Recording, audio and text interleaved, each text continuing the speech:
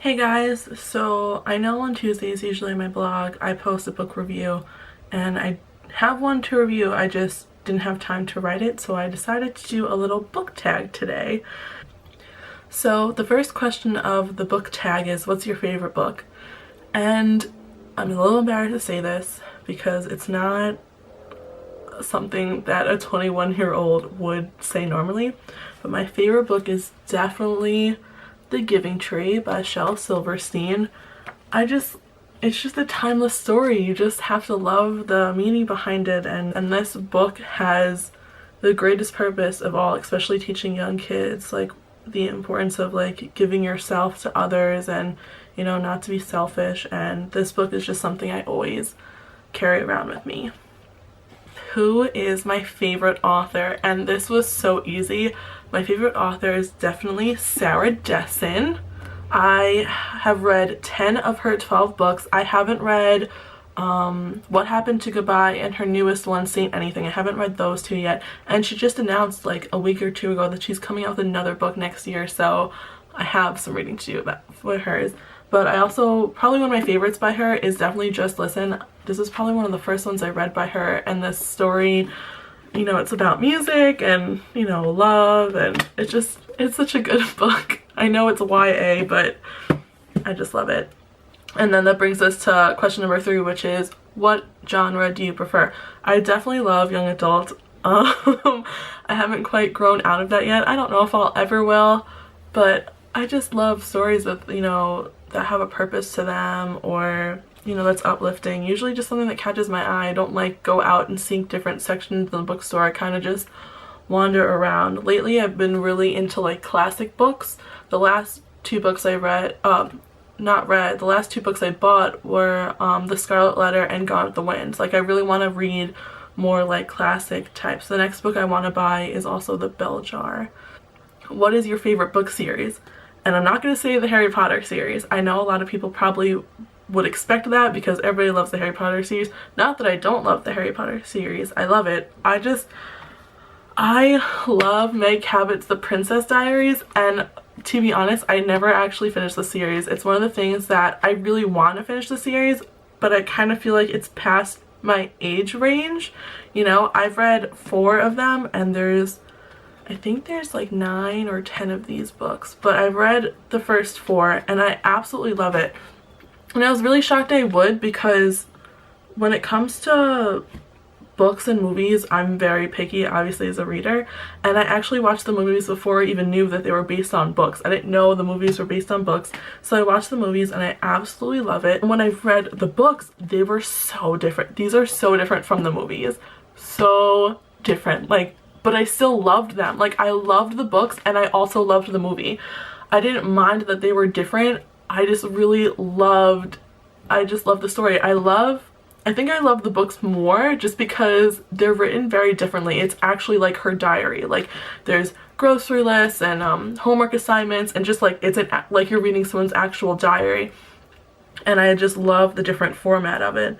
And I love how sassy Mia is in the books. Like, she's obviously also a little sassy in the movies, but in the books she's just like such a character, and I absolutely adore her in the books. The next question is, what books did you hate reading in school? I only really had a problem with one book that we read in school. I was in 9th grade English class, and I absolutely loved my teacher. I had Miss Berry.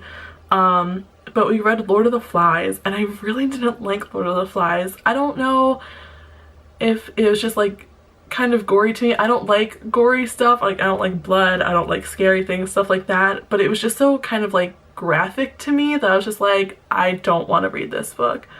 I can't really think of anything else that I've read that I really despised besides Lord of the Flies. I didn't find it interesting. I found it kind of gory and graphic, and I didn't like it. What is the first book you remember reading as a child?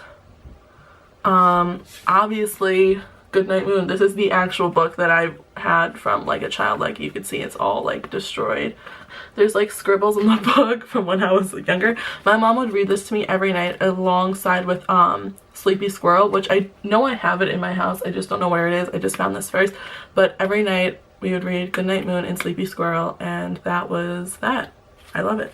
Bookstores or libraries? Definitely bookstores. There's nothing I love more than going into like weird tiny bookshops and like spending like a good hour like in the different like crevices, like digging through bins of books, just because they also have like the best deals. When I was in college, we had 2 bookstores in my college town, and one of them they would have like a 3 for $10 deal. You got like, they had a table of books, you got to pick 3 of them, and they were $10. And I was just like, why wouldn't you do this? And then the other store had like a card, so like when you bought like 10 books, you got your next book free. So I was just like, I always buy books, and I loved it. Next question is, how many books do I own? I didn't actually count out how many books, I kind of just estimated, and I would say I have probably between 150 and 175, and I've read every single one of those books. The next question is, do I read before bed? I usually do. It depends. Like right now I'm watching The Arrow on Netflix, and I'm really into it, so sometimes I'll watch that instead. But currently I'm reading Days of Awe by Lauren Fox. I'm on chapter 6. And so far I really like it, but if I'm not watching Arrow before bed, I'm probably reading this. What is your most comfortable reading position? It's definitely like a bird's nest, you know what I'm talking about, where like your feet are in like a V shape and like you could put something in them, I don't know, but I just like a mermaid pose. I guess that's a better, like a mermaid pose. That's like where I feel most comfortable reading, like when I'm on the couch and you have your arm on the seat and you have your book open, you know, it's like, it's great. That's probably my favorite position. Never thought that would be a question. The next question is, what is the most recent book I read? The last book I finished was Almost Famous Women. This is by Mayhew Bergman, and this was a really interesting book. It's historical fiction, and basically it's about famous women, but or almost famous women, and it's like their perspective, their story is in the perspective of the people around them, like one person around them, which was so interesting. But this was a really interesting book. I don't really have a problem with historical fiction, but it's not something I pick up and read all the time. But this was really interesting to read, especially because it's a bunch of different like short stories about different women. What quote from any book will you never forget? Why is it significant? And the quote I have is, alright, before, I feel like I have to justify this, and I don't know why I feel like I have to justify this, but it's gonna be from John Green's Looking for Alaska.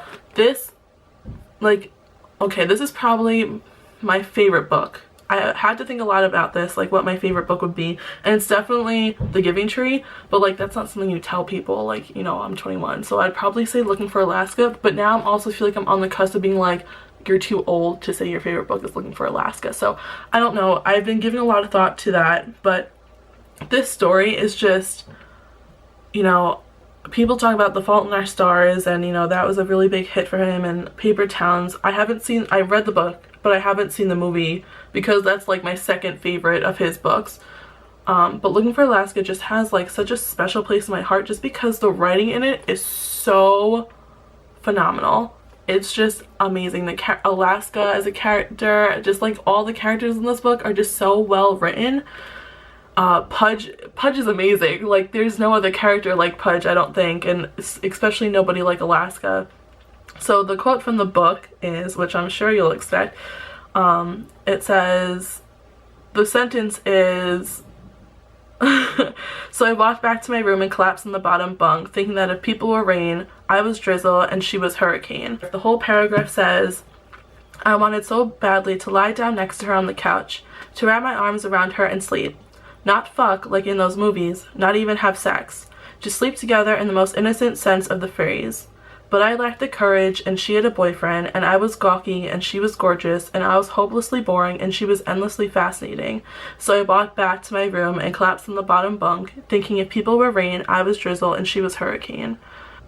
It's just so well written. Like, I feel like John Green, like, as a whole, has a way of getting into teenagers' heads somehow and like saying things that people are afraid to say. Just, I don't know, especially just this book, such a good book. If you've read Fault in Our Stars, like this is so different from Fault in Our Stars, I feel like, though there is some similarities in it, but I just feel like the characters in it are just so different that you have to check this out. He's just like, John Green is just amazing that he could literally write anything, I feel like, and it would be so well written and so great. Science fiction or fantasy? Definitely fantasy. I have nothing against science fiction. I was never really good at science or math or anything like that. So bringing that into a book is kind of like I'll read it, but it's kind of hard for me to read. Fantasy is just like, fantasy totally sucks me in. It's just like, you're in that element, you're in that world, and I just love fantasy. What books do you regret reading?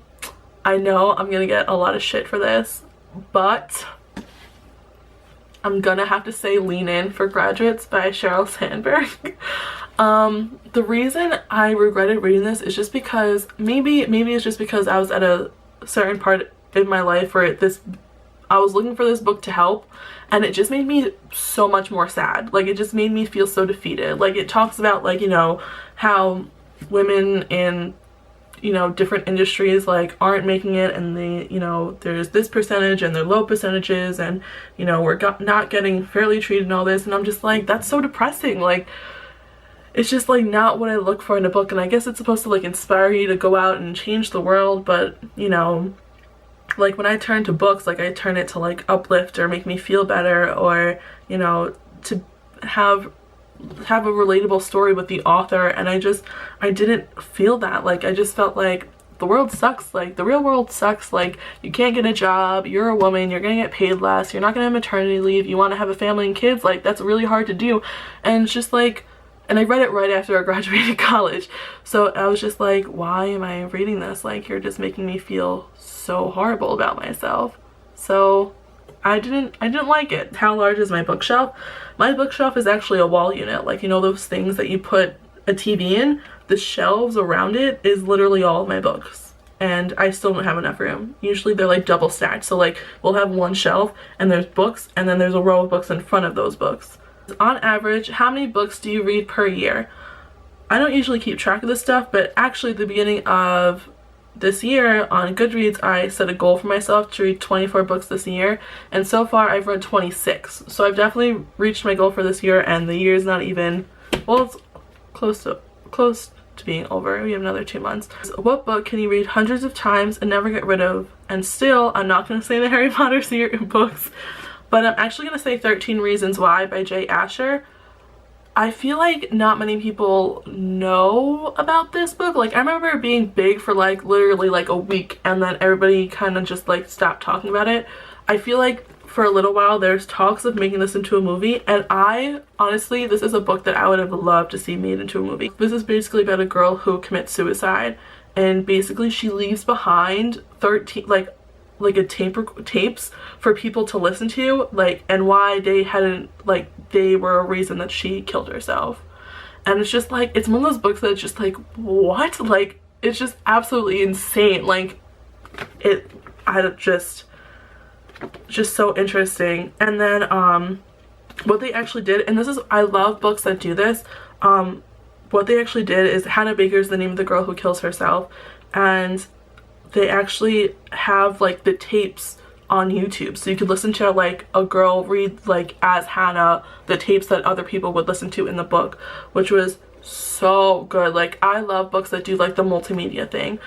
J. Asher, 13 Reasons Why. This, if you like suspense and like mysteries and just like, it's just like, you don't know like how this like just shows you don't know how like what you say and your actions affect other people. So like, be mindful of your words, be mindful of the way you speak and act around people, and like, you know, like, you might have a shitty day, but like the person you're talking to is having an even worse one. So just great book. Do you like to read outside? Yes. When I was in college, we had this huge willow tree by a lake, and I would just go and bring a blanket and read outside all day. What's the biggest lesson you've learned from a book?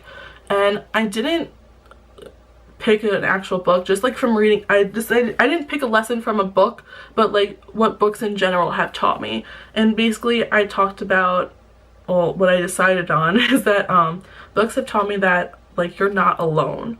Like, yeah, like a lot of the books are like about fictional characters that I read, but like those authors of those books had to think in the same mindset that you are in right now. And I just like, I've read so many books that have helped me and be like, wow, like this character is going through the same thing I did. I'm not alone. Like, you know, you kind of turn to your characters as you would like friends, and there's just like, I just think that's the biggest thing. Like, people, I think it's such a shame that people don't read, because I think people would find a lot of solace in it. The characters in these books that I'm showing you, like, they've all stayed with me. Like, they're like friends. They're like old friends, you know, that I could just pull off the shelf anytime I want and, you know, hang out with them. Of the past year, what is the greatest book you've read? And this 100% has to be Since You've Been Gone by Morgan Matson. I love this book, and I love Morgan Matson. I am so excited to see what else she does.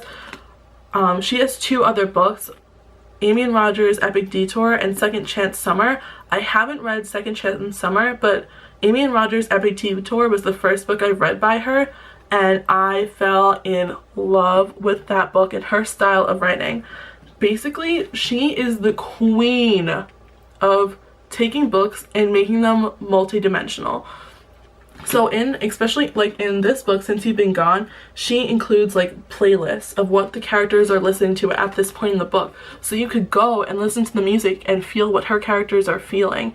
And she did the same thing in Amy and Roger's Epic Detour, and she included like a scrapbook of like the adventures that Amy and Roger were on. And it's just like, I appreciate that so much, because you immerse yourself into this world.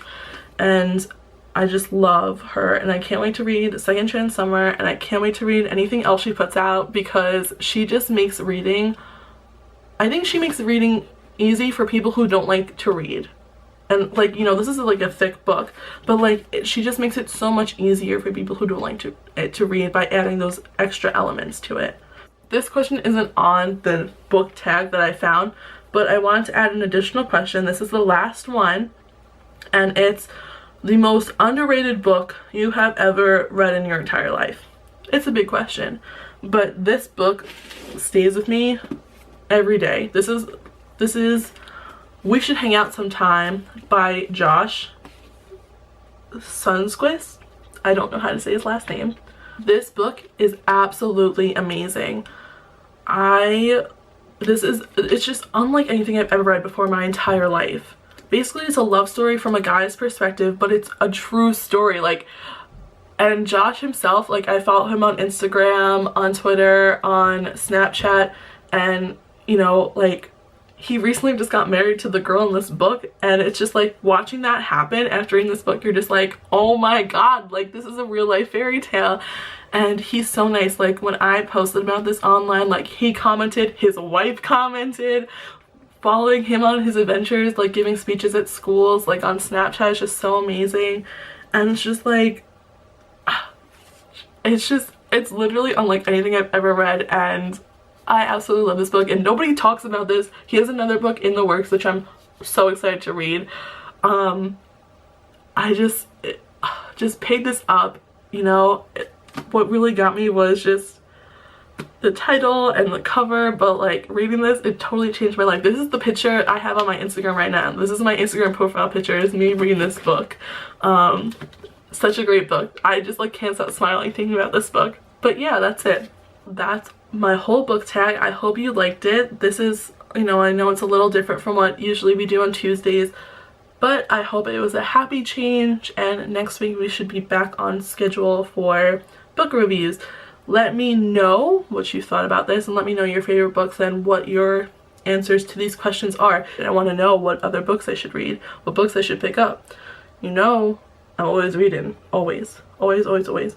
Well, until next time, guys, stay golden.